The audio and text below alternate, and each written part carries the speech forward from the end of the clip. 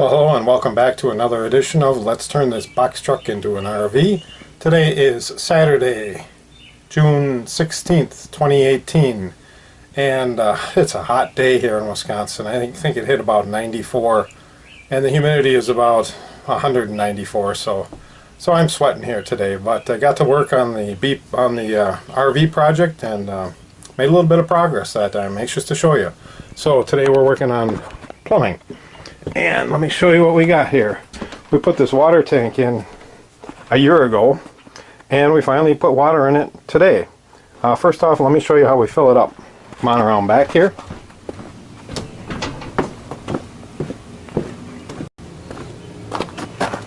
And we fill it up with a simple garden hose. It's not a garden hose, actually it's one of those household water, domestic water hoses.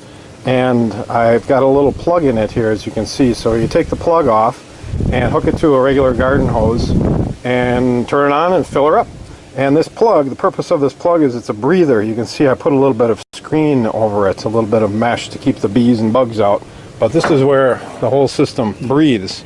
So I filled her up with about 10 gallons of water. And come on back inside. It's a mess in here, but hey, it's progress. So here's a water tank. There's a drain way down here. I don't know if you can see it or not. The drain goes right through the bottom of the truck, and if you open it up, it drains the water out. You can't hear it now, but let's close it back up here. And then here's where that fill line comes in, comes right up to the top. What I found is I had to crack this open, this little plug, so that I could breathe as I filled it. Otherwise the tank was getting expanding, getting fat with the pressure of the water coming in. So I had to let it breathe while I was filling it, but no big deal.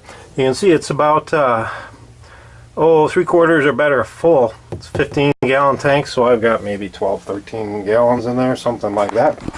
So then the water comes out of this side. There's a shut-off valve here, and then it comes over to the pump. The pump is mounted kind of upside down here. And the pump's mounted really goofy. This is kind of ugly, but it works. The pump's mounted on this board. There's an inlet filter as well here. Pump is mounted on this board, and the board is mounted by 2 ropes. And the purpose of that is, I've heard these water pumps in RVs, they're just noisy as hell, because it vibrates so much. And those vibrations go into the box. So I thought to dampen the vibrations, I'd hang the whole assembly with a rope. And it works. So then I've got a valve or a pipe that comes out here. There's a coupling. I originally had some PEX tubing. I was going to use PEX. I decided not to use PEX. Just I think for simplicity, I use this, I don't know what they call it, nylon braided vinyl hose. So anyways, I rerouted the hose around this way. Now this is ugly, don't laugh. I wish I had a flashlight. Maybe I do here. Alright, don't laugh. So the pipe comes in here, a whole bunch of hose clamps and a couple of valves, and it goes up to the faucet. I've got the drain in here finally too. The drain comes around this way and comes down, cuts through here, and makes its way down to the gray water holding tank down below. So, I'm going to close this up here. Here's the best part.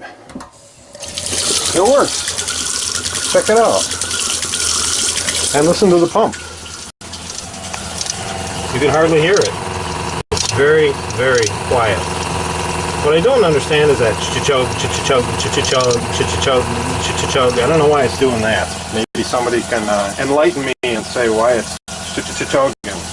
After a while it seems to smooth out. Let's see, it's smoothed out now. Nice faucet we got on here. Nice drain down below. Everything's cool, and best of all, I really didn't have hardly any leaks. I didn't have any leaks. A little leak in the trap there. I just had to snug the trap up. But just amazingly, no leaks. I was fully expecting some leaks down in here, but so far, knock on wood, so good.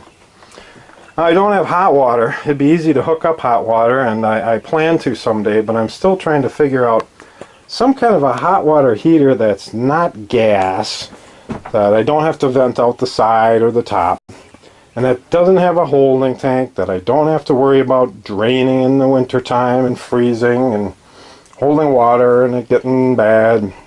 That's simple, and it's on demand. So ideally I find a 12 volt that I can run some heavy lines back to the batteries, some kind of a 12 volt inline heater, on demand heater. I've done a lot of Googling, spent hours trying to find one, and I just can't seem to find what I'm looking for. Nobody seems to make quite what I'm after. So again, anybody with any ideas, let me know. Also, I got some walnut molding around this backsplash. This is aluminum, just brushed aluminum backsplash.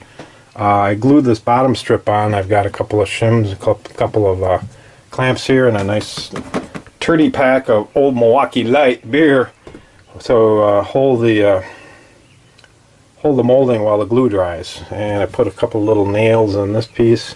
This piece is screwed in, but it's in, it's done. I've got this little piece of mesh that needs to go down here yet, and I just painted a couple of screws. This fits up nicely up in here. I don't know if I can do it now, but I think you get the idea. Let's see if I can get